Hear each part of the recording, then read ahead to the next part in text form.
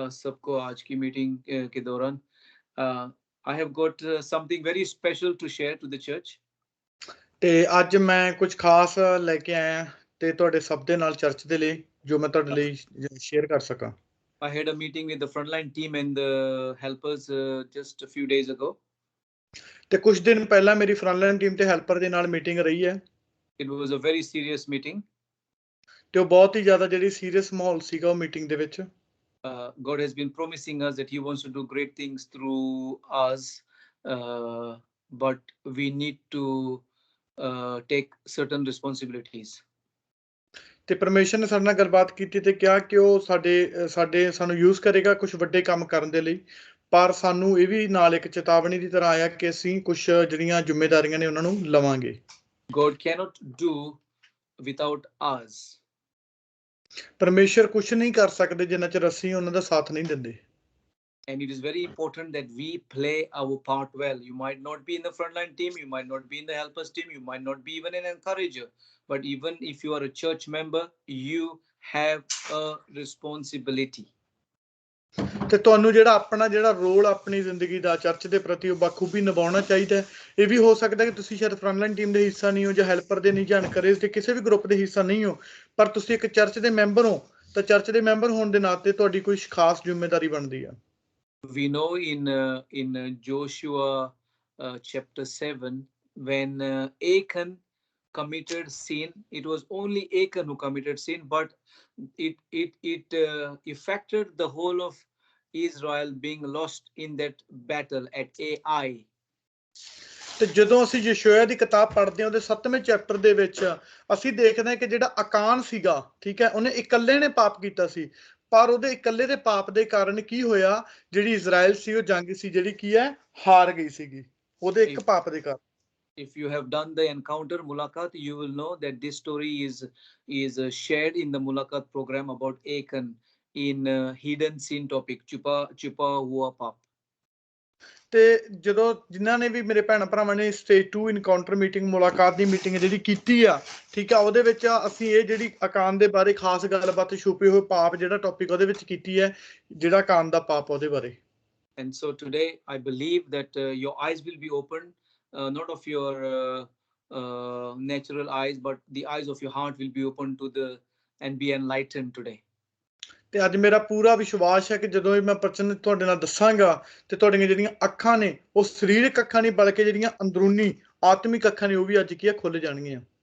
Everyone has to come before God in transparency and in honesty. ਤੇ ਜੋ ਵੀ ਇਨਸਾਨ ਹੈ ਜਿਹੜਾ ਪਰਮੇਸ਼ਰ ਦੇ ਅੱਗੇ ਜਾਂਦਾ ਹੈ ਤਾਂ ਉਹਨੂੰ ਇੱਕ ਤਰ੍ਹਾਂ ਕੀ ਆ ਆਰ ਪਰ ਉਹਦੇ ਦਿਖਣਾ ਜ਼ਰੂਰੀ ਹੈ ਤੇ ਇੱਕ ਉਹਦੀ ਇਮਾਨਦਾਰੀ ਜਿਹੜੀ ਉਹ ਬੜੀ ਜ਼ਰੂਰੀ ਹੈ ਪਰਮੇਸ਼ਰ ਦੇ ਅੱਗੇ। And moreover, the three groups have more responsibility, and I hope that all the encouragers who are here, especially, that they will take things very, very serious. ਤੇ ਜੋ ਵੀ ਮੇਰੇ ਭੈਣ ਭਰਾ ਤਿੰਨਾਂ ਗਰੁੱਪਾਂ ਦੇ ਵਿੱਚ ਵੀ ਨੇ ਖਾਸ ਕਰਕੇ ਉਹਨਾਂ ਦੇ ਉੱਤੇ ਜ਼ਿਆਦਾ ਜ਼ਿੰਮੇਵਾਰੀ ਜ਼ਿਆਦਾ ਬੋਝ ਹੈ, ਠੀਕ ਹੈ। ਤੇ ਮੇਰਾ ਪੂਰਾ ਵਿਸ਼ਵਾਸ ਹੈ ਕਿ ਜਿੰਨੇ ਵੀ ਮੇਰੇ ਭੈਣ ਭਰਾ ਇਹਨਾਂ ਗਰੁੱਪਾਂ ਦੇ ਵਿੱਚ ਨੇ ਐਨਕਰੇਜ ਹੈਲਪਰ ਜਾਂ ਫਰੰਟਲਾਈਨ ਟੀਮ ਵਾਲੇ ਉਹ ਇਸ ਚੀਜ਼ ਦੀ ਜ਼ਿੰਮੇਵਾਰੀ ਨੂੰ ਬਖੂਬੀ ਜਿਹੜਾ ਨਿਭਾ ਰਹੇ ਨੇ ਤੇ ਅੱਗੇ ਨਿਭਾਉਣਗੇ। So I want to especially ask the encouragers, are you in the right place before God, or are you not really pleasing the Lord at this moment in your life? ਤੇ ਮੈਂ ਖਾਸ ਕਰਕੇ ਜੋ ਅਨਕਰੇਜ ਗਰੁੱਪ ਹੈ ਮੈਂ ਉਸ group ਦੇ ਹਰ ਇੱਕ ਮੈਂਬਰ ਨੂੰ ਪੁੱਛਣਾ ਚਾਹੁੰਦਾ ਕਿ ਤੁਸੀਂ ਪਰਮੇਸ਼ਰ ਦੇ ਸਾਹਮਣੇ ਕੀ ਬਿਲਕੁਲ ਸਹੀ ਹੋ ਤੇ ਜੋ ਤੁਸੀਂ ਪਰਮੇਸ਼ਰ ਦੇ ਸਾਹਮਣੇ ਪਰਮੇਸ਼ਰ ਦੇ ਲਈ ਕਰ ਰਹੇ ਹੋ ਕਿ ਸੱਚਮੁੱਚ ਉਸ ਚੀਜ਼ ਦੇ ਲਈ ਪਰਮੇਸ਼ਰ ਦੇ ਸਾਹਮਣੇ ਤੁਸੀਂ ਪਰਮੇਸ਼ਰ ਨੂੰ ਮਹਿਮਾ ਲਿਆ ਰਹੇ ਹੋ ਉਸ ਚੀਜ਼ ਦੇ ਨਾਲ। We have already dealt with the other two groups in the other meeting, but I believe today is a little bit focus is on the encouragers group. ਤੇ ਕਿਉਂਕਿ ਹੈਲਪਰ ਤੇ ਫਰੰਟਲਾਈਨ ਟੀਮ ਦੇ ਨਾਲ ਆਲਰੇਡੀ ਜਿਹੜੀਆਂ ਗੱਲਾਂ ਬਾਤਾਂ ਨੇ ਜਿਹੜੀਆਂ ਹੋ ਚੁੱਕੀਆਂ ਨੇ, ਪਰ ਅੱਜ ਜਿਹੜਾ ਜ਼ਿਆਦਾ ਧਿਆਨ ਐਨਕਰੇਜ ਗਰੁੱਪ ਦੇ ਬਾਰੇ ਹੋਵੇਗਾ।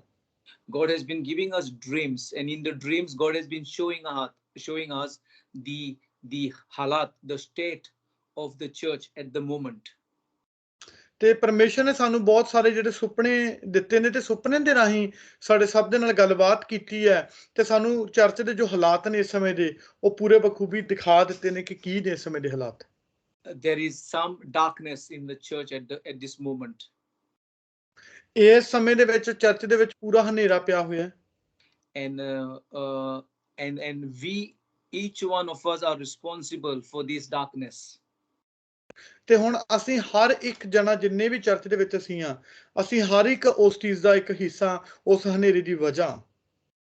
And if we today get this message right, I believe already the darkness, I believe by speaking to the frontline and helpers, is been sort of samna hua hai. We are attacking the darkness. But today I pray as the encouragers and the other members are listening to this message, that they will start taking things very, very seriously. ਤੇ ਮੇਰਾ ਪੂਰਾ ਵਿਸ਼ਵਾਸ ਹੈ ਕਿ ਅੱਜ ਦੇ ਜਦੋਂ message ਨੂੰ ਅਸੀਂ ਕਹਾਂਗੇ ਜਾਂ ਅਸੀਂ ਬੋਲਾਂਗੇ, ਡਿਕਲੇਅਰ ਕਰਾਂਗੇ, ਠੀਕ ਹੈ, ਤੇ ਜਿਹੜਾ ਹਨੇਰਾ ਜਾਵੇਗਾ, ਤੇ ਉਹ ਹੋ ਸਕਦਾ ਜਿਵੇਂ ਅਸੀਂ ਫਰੰਟਲਾਈਨ ਟੀਮ ਦੇ ਹੈਲਪਰ ਦੇ ਨਾਲ ਗੱਲਬਾਤ ਹੋਈ ਹੈ, ਤੇ ਉਹਨਾਂ ਨੇ ਆਪਣੀ ਜ਼ਿੰਮੇਵਾਰੀ ਨੂੰ ਬਖੂਬੀ ਉਸ ਤਰੀਕੇ ਸਮਝਿਆ, ਤੇ ਉਸ ਹਨੇਰੇ ਨੂੰ ਕੀ ਧੱਕ ਰਹੇ ਨੇ ਬਾਹਰ। ਤੇ ਅੱਜ ਮੇਰਾ ਪੂਰਾ ਵਿਸ਼ਵਾਸ ਹੈ ਅੱਜ ਦੇ ਬਚਨ ਤੋਂ ਬਾਅਦ ਅਨਕਰੇਜ ਵੀ ਉਸ ਜ਼ਿੰਮੇਵਾਰੀ ਨੂੰ ਲਵੇਗਾ, ਤੇ ਕੀ ਹਨੇਰੇ ਨੂੰ ਬਾਹਰ ਕੱਢਣ ਦੀ ਕੋਸ਼ਿਸ਼ ਦੇ ਵਿੱਚ ਲੱਗ ਜਾਏਗਾ। There is no time to play games in the church. ਤੇ ਹੁਣ ਉਹ ਸਮਾਂ ਨਹੀਂ ਹੈ ਚਰਚ ਦੇ ਵਿੱਚ ਜਿੱਥੇ ਤੁਸੀਂ ਖੇਡਾਂ ਖੇਡੀਏ। If anyone wants to do that, then God will deal with that person. ਅਗਰ ਅੱਜ ਵੀ ਕੋਈ ਇਨਸਾਨ ਖੇਡਾਂ ਖੇਡਣੀਆਂ ਚਾਹੁੰਦਾ ਚਰਚ ਦੇ ਵਿੱਚ ਜਾ ਕੇ, ਠੀਕ ਹੈ, ਤਾਂ ਪਰਮੇਸ਼ਰ ਉਹਦੇ ਨਾਲ ਫਿਰ ਉਹ ਡੀਲ ਕਰੇਗਾ, ਪਰਮੇਸ਼ਰ ਗੱਲਬਾਤ ਕਰੇਗਾ ਉਹਦੇ ਨਾਲ। Actually, I was reading today. This was not part of my sharing today, but I am reminded to share this. It's in 1 Corinthians chapter 2. Let's make a start with 1 Corinthians chapter 2.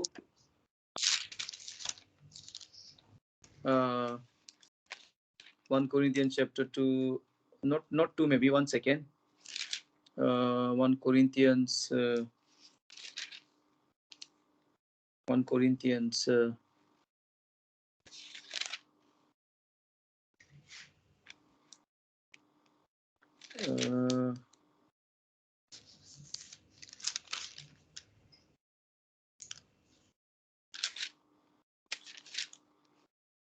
I'm sorry about that. This was not the plan, but I feel I need to share this. It says that the Lord will not allow anybody to play with the church. Oh yeah. Mil gaya.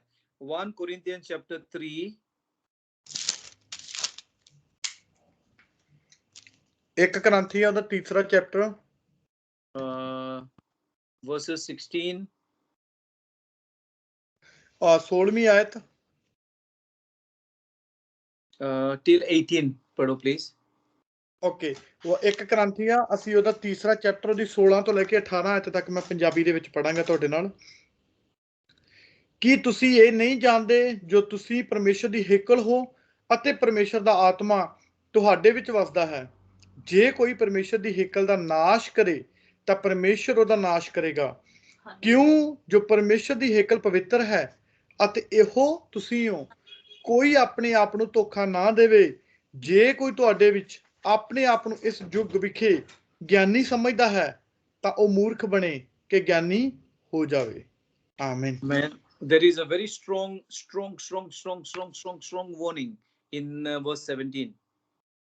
ਤੇ ਇੱਥੇ ਬਹੁਤ ਹੀ ਜ਼ਿਆਦਾ ਜਿਹੜੀ ਮਜ਼ਬੂਤੀ ਵਾਲੀ ਹੈ, ਜਿਹੜੀ ਸਾਡੇ ਲਈ ਚੇਤਾਵਨੀ ਹੈ, ਜਿਹੜੀ ਚੇਤਾਵਨੀ ਦਿੱਤੀ ਗਈ ਹੈ ਪਰਮੇਸ਼ਰ ਦੀ ਤਰਫ ਤੋਂ। If we play games with the church of God, God will destroy us, the Bible says. ਤੇ ਪਰਮੇਸ਼ਰ ਦਾ ਵਚਨ ਕਹਿੰਦਾ ਹੈ ਕਿ ਅਗਰ ਅਸੀਂ ਪਰਮੇਸ਼ਰ ਦੇ ਘਰ ਦੇ ਵਿੱਚ ਜਾ ਕੇ ਆਪਣੀਆਂ ਖੇਡਾਂ ਖੇਡਾਂਗੇ ਤਾਂ ਪਰਮੇਸ਼ਰ ਦਾ ਵਚਨ ਕਹਿ ਰਿਹਾ ਕਿ ਪਰਮੇਸ਼ਰ ਉਹਨਾਂ ਦਾ ਨਾਸ਼ ਕਰ ਦੇਵੇਗਾ। Actually, God will not do it. We will do it for ourselves. We will destroy ourselves. ਪਰਮੇਸ਼ਰ ਇਸ ਤਰ੍ਹਾਂ ਨਹੀਂ ਕਰਦਾ, ਬਲਕਿ ਅਸੀਂ ਆਪਣੀਆਂ ਜਿਹੜੀਆਂ ਜ਼ਿੰਦਗੀਆਂ ਦਾ ਨਾਸ਼ ਆਪ ਕਰਦੇ ਹਾਂ। And then it says, don't be murk, but be wise. ਤੇ ਉਹ ਇਹ ਵੀ ਕਹਿੰਦਾ ਹੈ ਕਿ ਮੂਰਖ ਨਾ ਬਣੋ, ਬਲਕਿ ਗਿਆਨੀ ਬਣੋ, ਸਮਝਦਾਰ ਬਣੋ। So if you have been playing games in the church, it's time to really step up, because you have no idea what you are getting into. ਕਿਉਂਕਿ ਅਗਰ ਅੱਜ ਤੱਕ ਤੁਸੀਂ ਕੀ ਹੈ ਪਰਮੇਸ਼ਰ ਦੇ ਘਰ ਦੇ ਵਿੱਚ ਬੈਠ ਕੇ ਖੇਡਾਂ ਖੇਡ ਰਹੇ ਸੀ ਤਾਂ ਇਸ ਸਮਾਂ ਅੱਜ ਚੇਤਾਵਨੀ ਹੈ ਕਿ ਉਹਨਾਂ ਨੂੰ ਛੱਡੋ ਤੇ ਪਰਮੇਸ਼ਰ ਲਈ ਕੁਝ ਕਰੋ।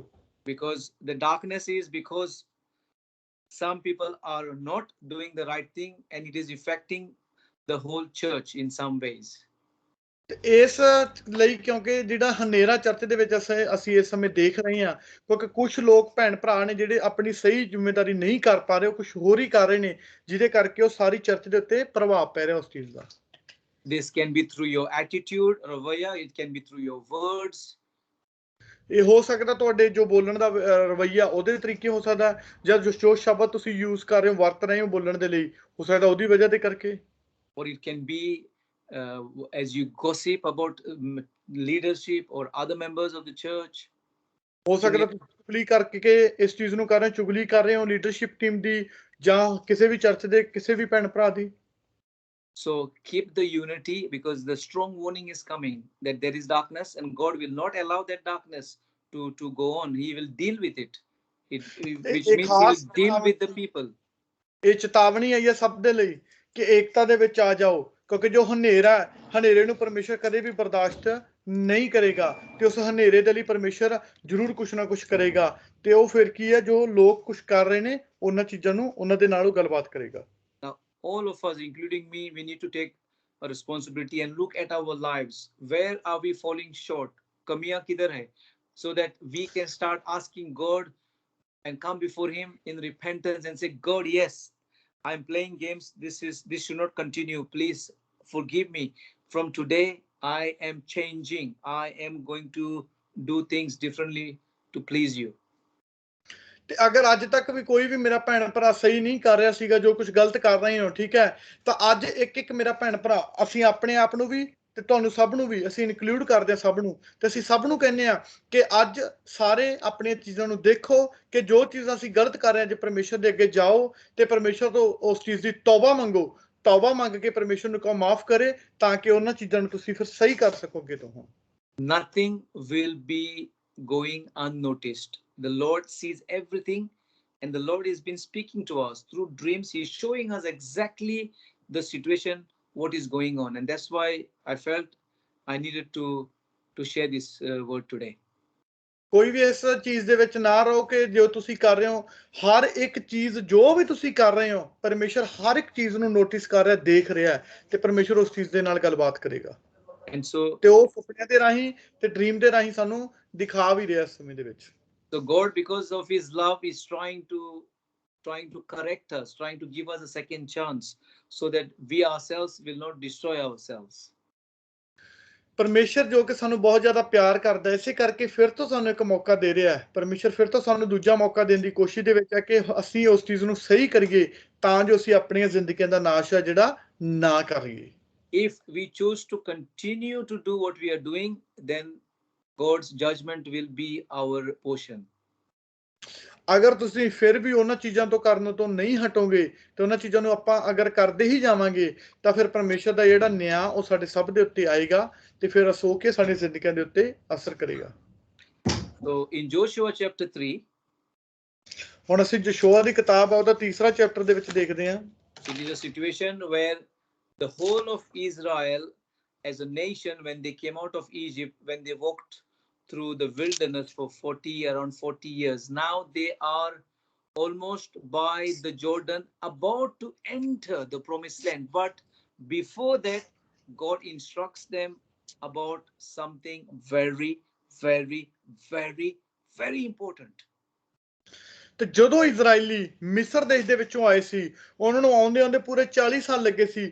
ਉਹ 40 ਸਾਲਾਂ ਦੇ ਬਾਅਦ ਜਦੋਂ ਜਰਦਨ ਨਦੀ ਤੋਂ ਸਿਰਫ ਪਾਰ ਕਰਕੇ ਉਹ ਪ੍ਰੋਮਿਸ ਲੈਂਡ, ਉਹ ਵਾਅਦੇ ਦੀ ਜਗ੍ਹਾ ਜਿੱਥੇ ਪਰਮੇਸ਼ਰ ਨੇ ਉਹਨਾਂ ਨੂੰ ਵਾਅਦਾ ਕੀਤਾ ਸੀ ਲੈ ਕੇ ਜਾਣ ਦਾ, ਉਹ ਸਿਰਫ ਜਰਦਨ ਨਦੀ ਤੋਂ ਪਾਰ ਕਰਕੇ ਸੀ। ਪਰ ਉੱਥੋਂ ਜਾਣ ਤੋਂ ਪਹਿਲਾਂ ਪਰਮੇਸ਼ਰ ਨੇ ਬਹੁਤ ਬਹੁਤ ਬਹੁਤ ਜ਼ਿਆਦਾ ਜ਼ਰੂਰੀ ਜਿਹੜੀ ਇੱਕ ਇਨਸਟਰਕਸ਼ਨ ਸੀਗੀਆਂ ਜਿਹੜੀਆਂ, ਉਹ ਕੀ ਉਹਨਾਂ ਨੂੰ ਦਿੱਤੀਆਂ। God will not take us into the promised land if we are having unholy things in our lives. ਪਰਮੇਸ਼ਰ ਸਾਨੂੰ ਕਦੇ ਵੀ ਵਾਅਦੇ ਦੀ ਧਰਤੀ ਦੇ ਉੱਤੇ ਨਹੀਂ ਲੈ ਕੇ ਜਾਵੇਗਾ ਅਗਰ ਸਾਡੇ ਅੰਦਰ ਕੋਈ ਵੀ ਆਪ ਪਵਿੱਤਰ ਚੀਜ਼ ਹੈਗੀ ਆ। You might say, oh, God has promised me, he's given me prophecies, and I have got the word of God. Yeah, praise God for all that. But if you are not right with God, you will not cross over the Jordan to get into your promised land. That is the deal. ਤੇ ਇਹ ਗੱਲ ਅੱਛੀ ਹੈ ਕਿ ਜੇ ਤੁਸੀਂ prophecy receive ਕੀਤੀਆਂ ਨੇ ਕਿ ਤੁਹਾਡੇ ਲਈ ਇਹ ਹੋ ਜਾਵੇਗਾ ਜਾਂ ਹੋ ਜਾਵੇਗਾ, ਅੱਛੀ ਗੱਲ ਹੈ, ਪ੍ਰੋਫੈਸੀ ਹੋਣਾ ਅੱਛੀ ਗੱਲ ਹੈ, ਪਰ ਉਹ ਪ੍ਰੋਫੈਸੀ ਉਹਨਾਂ ਚਿਰ ਪੂਰੀ ਨਹੀਂ ਹੋ ਸਕਦੀ ਅਗਰ ਤੁਸੀਂ ਪਰਮੇਸ਼ਰ ਦੇ ਨਾਲ ਸਹੀ ਨਹੀਂ ਹੋ। ਤਾਂ ਪਰਮੇਸ਼ਰ ਤੁਹਾਨੂੰ ਕਦੇ ਵੀ ਜਰਦਨ ਪਾਰ ਕਰਕੇ ਤੁਹਾਨੂੰ ਵਾਅਦੇ ਦੀ ਜਿਹੜੀ ਧਰਤੀ ਹੈ ਉਹਦੇ ਉੱਤੇ ਕਦੇ ਵੀ ਨਹੀਂ ਲੈ ਕੇ ਜਾਵੇਗਾ। So read Joshua chapter 3 verses 1 to 5. This can revolutionize your life and my ਤੇ life. ਹੁਣ ਮੈਂ ਯਹੋਸ਼ੂਆ ਦੀ ਕਿਤਾਬ ਉਹਦਾ ਤੀਸਰਾ ਚੈਪਟਰ ਦੀ 1 ਤੋਂ 5 ਤੱਕ ਪੜਾਂਗਾ ਤੇ ਉਸ ਦੇ ਨਾਲ ਦੇਖਾਂਗੇ ਕਿ ਪਰਮੇਸ਼ਰ ਦਾ ਜਿਹੜਾ ਪ੍ਰਕਾਸ਼ ਹੈ ਬਿਹਤਰ ਉਹ ਤੁਹਾਡੀਆਂ ਜ਼ਿੰਦਗੀਆਂ ਦੇ ਉੱਤੇ ਕੀ ਹੈ ਆ ਪਵੇ। ਹਾਲੇਲੂਇਆ। ਤੇ ਹੁਣ ਯਹੋਸ਼ੂਆ ਤੀਸਰਾ ਚੈਪਟਰ ਉਹਦੀ ਕੀ ਹੈ 5 ਆਇਤ ਜਿਹੜੀ ਹੁਣ ਮੈਂ 1 ਤੋਂ ਲੈ ਕੇ 5 ਪੜਾਂਗਾ। ਯਹੋਸ਼ੂਆ ਤੜਕੇ ਉੱਠਿਆ ਤਾਂ ਉਹ ਅਤੇ ਸਾਰੇ ਇਜ਼ਰਾਈਲੀ ਸ਼ਤੀਮ ਤੋਂ ਕੂਚ ਕਰਕੇ ਜਰਦਨ ਕੋਲ ਆਏ ਅਤੇ ਉਹ ਪਾਰ ਲੰਘਣ ਤੋਂ ਪਹਿਲਾਂ ਉੱਥੇ ਟਿਕ ਗਏ। ਤਾਂ ਇਉਂ ਹੋਇਆ ਕਿ 3 ਦਿਨਾਂ ਦੇ ਪਿੱਛੋਂ ਹੁੱਦੇਦਾਰ ਡੇਰੇ ਦੇ ਵਿਚਕਾਰ ਦੀ ਲੰਘੇ। ਉਹਨਾਂ ਨੇ ਲੋਕਾਂ ਨੂੰ ਹੁਕਮ ਦਿੱਤਾ ਕਿ ਜਿਸ ਵੇਲੇ ਤੁਸੀਂ ਲੇਵੀ ਜਾਜਕਾਂ ਨੂੰ ਯਹੋਵਾ ਆਪਣੇ ਪਰਮੇਸ਼ਰ ਦੇ ਨੇਮ ਦਾ ਸੰਦੂਕ ਚੁੱਕਿਆ ਹੋਇਆ ਵੇਖੋ ਤਾਂ ਤੁਸੀਂ ਆਪਣੇ ਸਥਾਨ ਤੋਂ ਕੂਚ ਕਰਕੇ ਉਹਦੇ ਮਗਰ ਮਗਰ ਚੱਲਿਓ, ਪਰ ਤੁਹਾਡੇ ਅਤੇ ਉਹਦੇ ਵਿਚਕਾਰ ਮਿੰਤੀ ਦੇ 2000 ਹੱਥ ਦੀ ਵਿੱਥ ਹੋਵੇ ਅਤੇ ਉਹਦੇ ਨੇੜੇ ਨਾ ਟੁਕਿਓ, ਤਾਂ ਜੋ ਤੁਸੀਂ ਉਸ ਰਾਹ ਨੂੰ ਜਿੱਥੋਂ ਦੀ ਤੁਸੀਂ ਤੁਰਨਾ ਹੈ ਜਾਣੋ, ਇਸ ਲਈ ਕਿ ਤੁਸੀਂ ਅੱਜ ਤੋਂ ਪਹਿਲਾਂ ਉਹ ਰਾਹ ਥਾਣੀ ਕਦੇ ਨਹੀਂ ਲੰਘੇ। ਯਹੋਸ਼ੂਆ ਨੇ ਲੋਕਾਂ ਨੂੰ ਆਖਿਆ ਕਿ ਆਪਣੇ ਆਪ ਨੂੰ ਪਵਿੱਤਰ ਕਰੋ, ਕਿਉਂ ਜੋ ਭਲਕੇ ਯਹੋਵਾ ਤੁਹਾਡੇ ਵਿੱਚ ਅਚੰਭਾ ਵਿਖਾਏਗਾ। ਆਮੀਨ। Amen, amen, amen. Joshua gave a hukum, a command in verse 3 to the people. ਤੇ ਯਹੋਸ਼ੂਆ ਨੇ ਕੀ ਹੈ ਤੀਸਰੇ ਆਇਤ ਦੇ ਵਿੱਚ ਕੀ ਲੋਕਾਂ ਨੂੰ ਬਹੁਤ ਜਿਹੜਾ ਇੱਕ ਵੱਡਾ ਹੁਕਮ ਦਿੱਤਾ। When you see the Ark of the Covenant, he said to them, you will set out to follow the Ark of the Covenant. ਕਿਉਂਕਿ ਉਹਨੇ ਕੀ ਕਿਹਾ ਕਿ ਜਦੋਂ ਲੇਵੀ ਜਾਜਕਾਂ ਤੋਂ ਪਰਮੇਸ਼ਰ ਦਾ ਜਿਹੜਾ ਨੇਮ ਦਾ ਸੰਦੂਕ ਹੈ ਉਹ ਚੁੱਕਿਆ ਦੇਖੋ ਤਾਂ ਤੁਸੀਂ ਕੀ ਹੈ ਉਹਦੇ ਪਿੱਛੇ ਪਿੱਛੇ ਕੂਚ ਕਰਿਓ, ਉਹਦੇ ਪਿੱਛੇ ਪਿੱਛੇ ਜਾਇਓ, ਉਸ ਨੇਮ ਦੇ ਸੰਦੂਕ ਦੇ ਪਿੱਛੇ ਪਿੱਛੇ। So when we come on a Sunday, the presence, the sanduk is there in a way, symbolically. Of course, we don't have to only come to the church to seek the presence of God, but God is using church in a very special way for us. But at home as well, we have the presence of God. Now we are on Skype meeting. We are not in a church. This is a church. So that is different. But we must continue to follow the presence of God, the sanduk. ਜਿਵੇਂ ਕਿ ਅਸੀਂ ਇਸ ਤਰ੍ਹਾਂ ਹੀ ਹੁਣ ਇੱਕ ਸੋਚਾਂਗੇ ਕਿ ਜਿਹੜੀ ਚਰਚ ਹੈ ਉੱਥੇ ਉਹ ਨੇਮ ਦਾ ਸੰਦੂਕ ਪਿਆ ਕਿ ਅਸੀਂ ਖੁਦਾ ਦੀ ਹਜ਼ੂਰੀ ਦੇ ਵਿੱਚ ਜਾਈਏ। ਜ਼ਰੂਰੀ ਨਹੀਂ ਕਿ ਚਰਚ ਦੇ ਵਿੱਚ ਹੀ ਖੁਦਾ ਦੀ ਹਜ਼ੂਰੀ ਹੈ, ਜਦੋਂ ਅਸੀਂ ਘਰੇ ਉੱਥੇ ਵੀ ਆ, ਜਦੋਂ ਹੁਣ ਅਸੀਂ ਸਕਾਈ ਮੀਟਿੰਗ ਤੇ ਅਸੀਂ ਇੱਥੇ ਵੀ ਹਜ਼ੂਰੀ ਦੇ ਵਿੱਚ ਆ ਪਰਮੇਸ਼ਰ ਦੇ।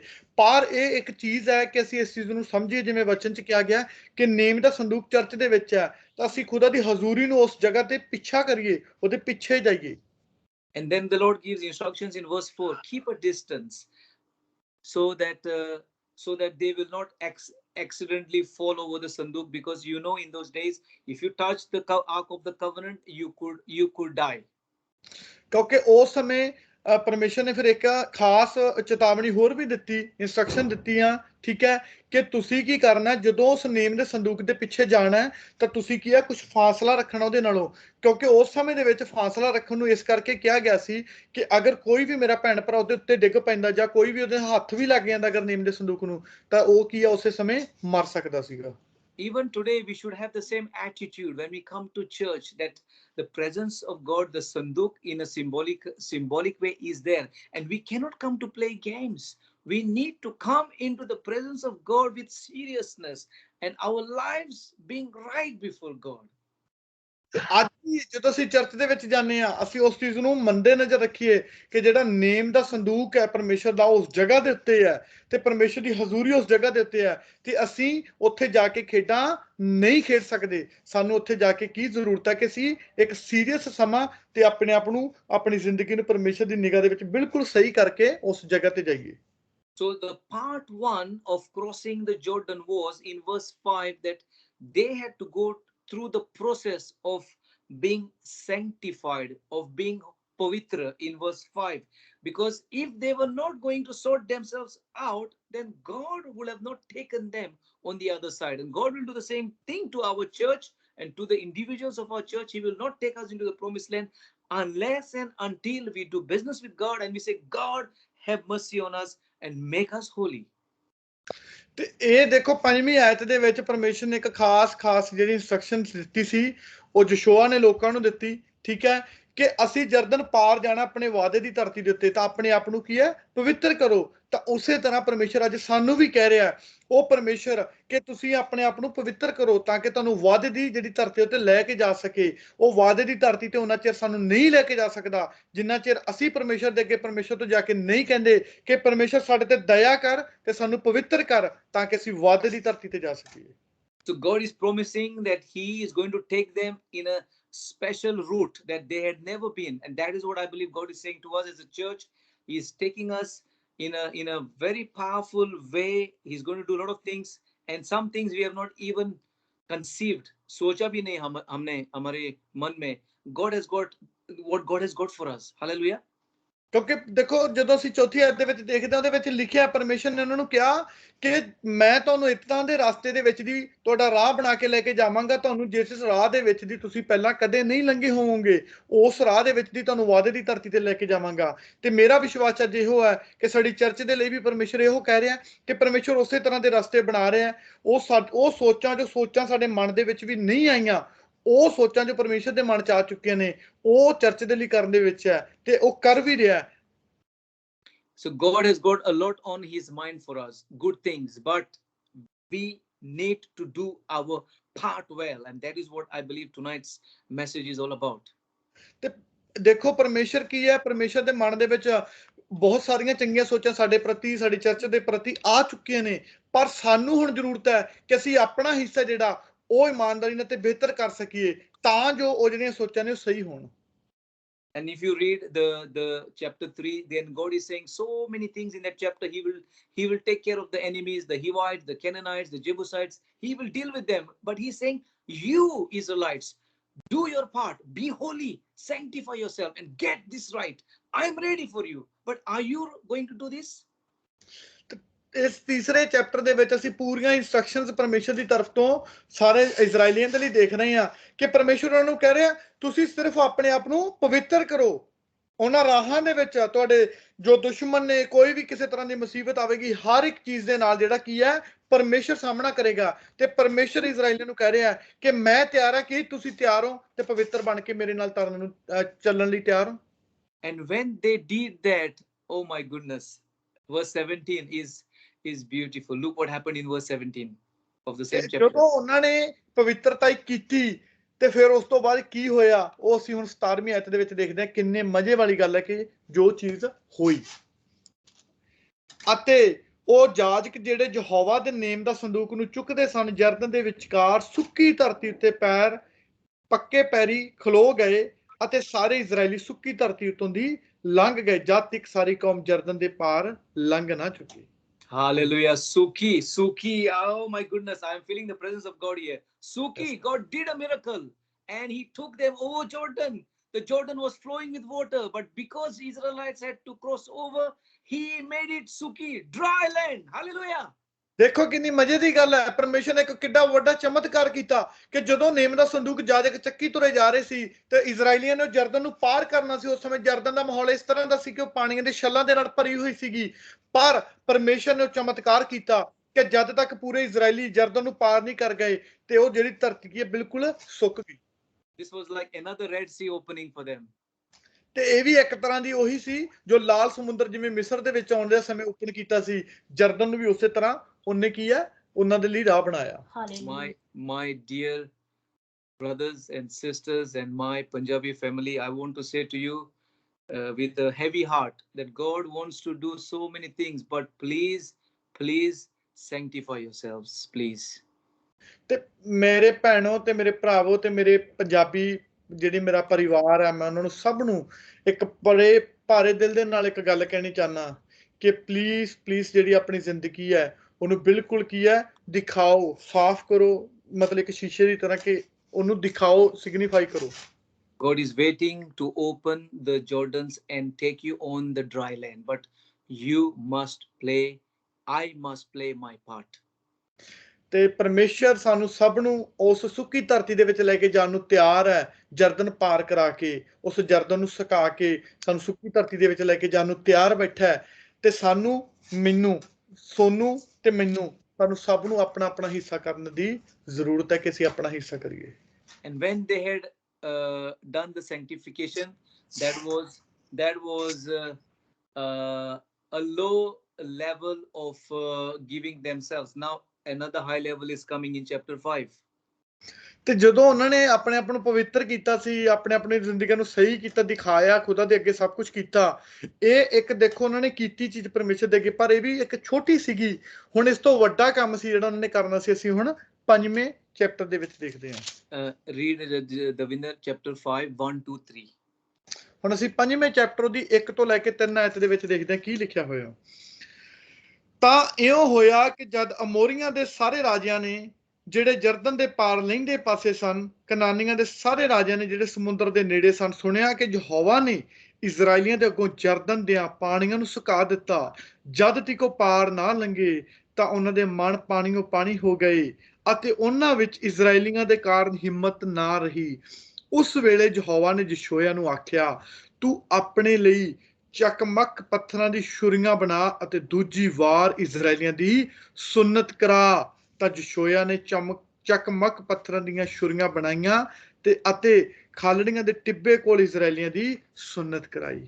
ਆਮੀਨ। Amen, amen, amen. You see, circumcision, sunnat, is going to go deep, deep. It's a deep thing. It's not just, yes, be holy is powerful as well, but now knives are being made. Knives, hallelujah. They're coming for you.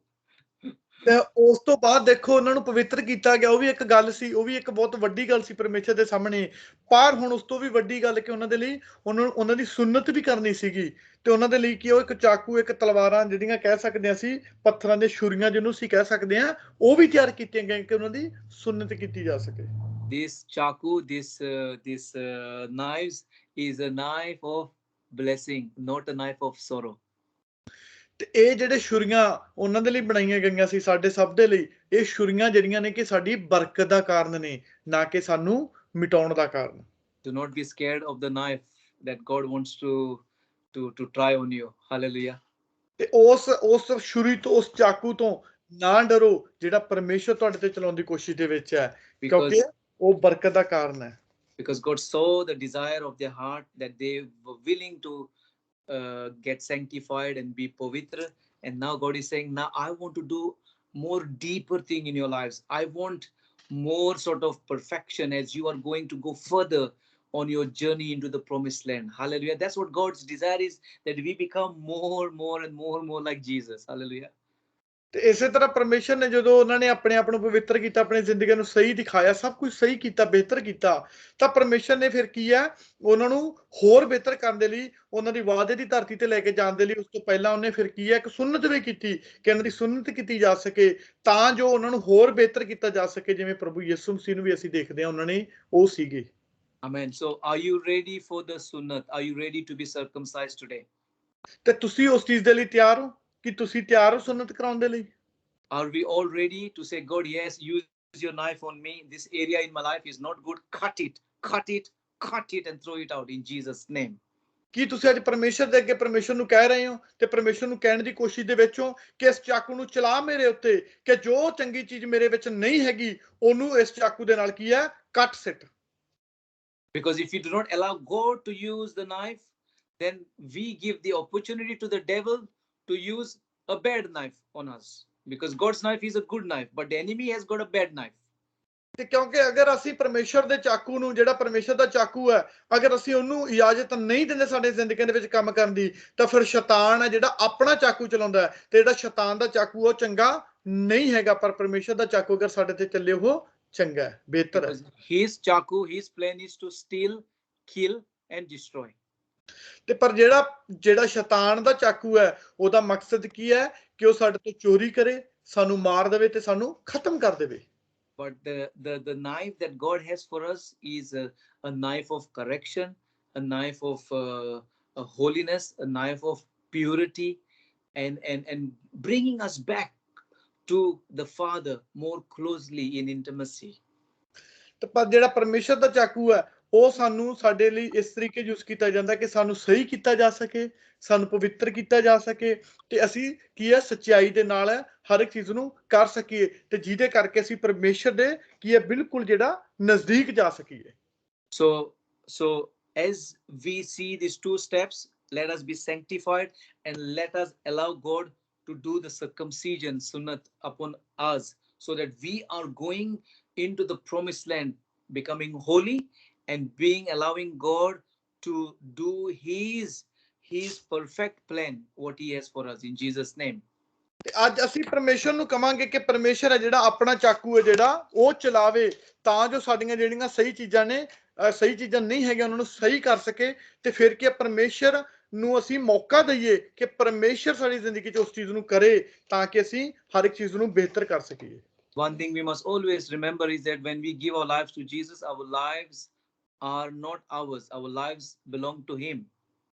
ਤੇ ਜਿਸ ਪਲ ਅਸੀਂ ਪਰਮੇਸ਼ਰ ਨੂੰ ਆਪਣੀ ਜ਼ਿੰਦਗੀ ਦੇ ਦਿੰਨੇ ਆ ਤਾਂ ਉਸ ਤੋਂ ਬਾਅਦ ਸਾਡੀ ਜ਼ਿੰਦਗੀ ਦੇ ਉੱਤੇ ਸਾਡਾ ਕੋਈ ਅਧਿਕਾਰ ਹੈ ਜਿਹੜਾ ਨਹੀਂ ਬਚਦਾ, ਬਲਕਿ ਉਹ ਅਧਿਕਾਰ ਕਿਹਦਾ ਬਚਦਾ ਹੈ? ਪਰਮੇਸ਼ਰ ਦਾ ਅਧਿਕਾਰ ਹੋ ਜਾਂਦਾ ਹੈ। If there is any area in your life that you are the king, you are the leader of that particular area in your life, then today is the day that you can submit to the Lord and say, God, I give it to you. I give it to you. This is for you. ਅਗਰ ਅੱਜ ਵੀ ਕੋਈ ਤੁਹਾਡੇ area ਜਿਵੇਂ ਅਸੀਂ ਗੱਲ ਕੀਤੀ ਕਿ ਸਾਰਾ ਜਿਹੜਾ ਸਰੀਰ ਹੈ ਜ਼ਿੰਦਗੀ ਪਰਮੇਸ਼ਰ ਦੀ ਹੈ, ਅਗਰ ਤੁਹਾਡੀ ਜ਼ਿੰਦਗੀ ਦੇ ਵਿੱਚ ਕੋਈ ਵੀ ਹਿੱਸਾ ਹੈ ਜਿਹੜਾ ਪਰਮੇਸ਼ਰ ਦੇ ਅਕੋਰਡਿੰਗ ਜਿਹੜਾ ਤੁਸੀਂ ਹੀ ਉਹਦੇ ਰਾਜੇ ਬਣੇ ਹੋਏ ਹੋ ਜਾਂ ਤੁਸੀਂ ਉਹਦੇ ਲੀਡਰਸ਼ਿਪ ਦੇ ਵਿੱਚ ਹੋ, ਤੁਸੀਂ ਕਹਿ ਰਹੇ ਹੋ ਕਿ ਮੈਂ ਇਸ ਏਰੀਆ ਦਾ, ਮੇਰੇ ਇਸ ਹਿੱਸੇ ਦਾ ਮੈਂ ਲੀਡਰ ਹਾਂ, ਤਾਂ ਅੱਜ ਜ਼ਰੂਰਤ ਹੈ ਕਿ ਉਸ ਆਪਦੇ ਏਰੀਏ ਨੂੰ ਅੱਜ ਪਰਮੇਸ਼ਰ ਦੇ ਅੱਗੇ ਰੱਖੋ ਕਿ ਉਸ ਤੋਂ ਮਾਫੀ ਮੰਗੋ। They say that when you try to hold sand, sand को क्या बोलेंगे? Sand, रेत. If you try to hold, you are left with very little, and that's what we do many times. We try to hold, thinking we can hold a lot, but it's not possible. Its best thing is to give it to Jesus.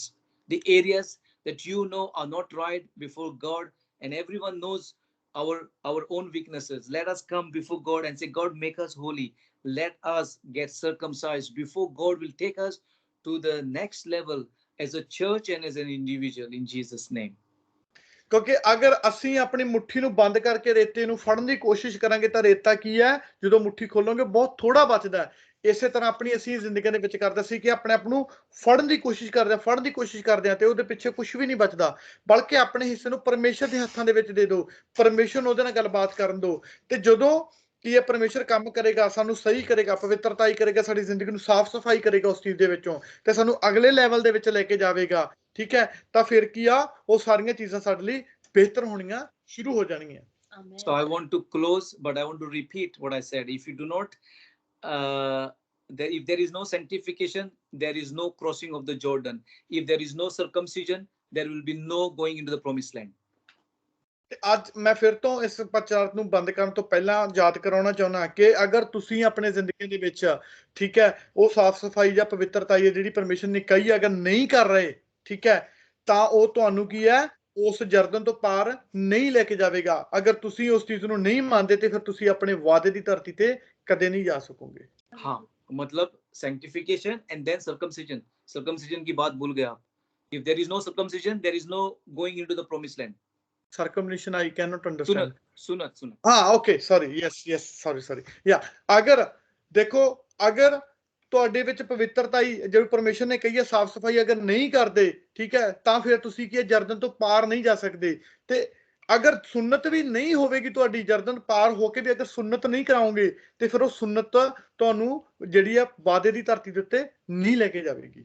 Beautiful. वादे की धरती. Hallelujah. Beautiful. Thank you so much. Praise God. So I pray, especially I have spoken to the encouragers, to the helpers and frontline team about certain things. Now it's time that the encouragers and the other church members take this message very seriously, and may God bless you. After we finish the recording, I want to say one or two things. God bless you. ਤੇ ਮੈਂ ਇਸ ਚੀਜ਼ ਨੂੰ ਤੁਹਾਡੇ ਲਈ ਕਹਿਣਾ ਚਾਹੁੰਦਾ ਕਿ ਜੋ ਫਰੰਟਲਾਈਨ ਟੀਮ ਹੈਲਪਰ ਦੇ ਨਾਲ ਗੱਲਬਾਤ ਹੋਈ ਸੀ, ਅੱਜ ਇਹ ਵਚਨ ਤੁਹਾਡੇ ਐਨਕਰੇਜ ਦੇ ਲਈ ਤੇ ਜੋ ਚਰਚ ਦੇ ਮੇਰੇ ਭੈਣ ਭਰਾ ਹੋਰ ਨੇ ਉਹਨਾਂ ਦੇ ਲਈ ਹੈ ਕਿ ਤੁਸੀਂ ਸਾਰੇ ਇਸ ਮੈਸੇਜ ਨੂੰ ਕੀ ਹੈ ਧਿਆਨ ਨਾਲ ਤੇ ਸੀਰੀਅਸ ਸੁਣੋ। Amen. Praise God. I'm going to just finish the recording.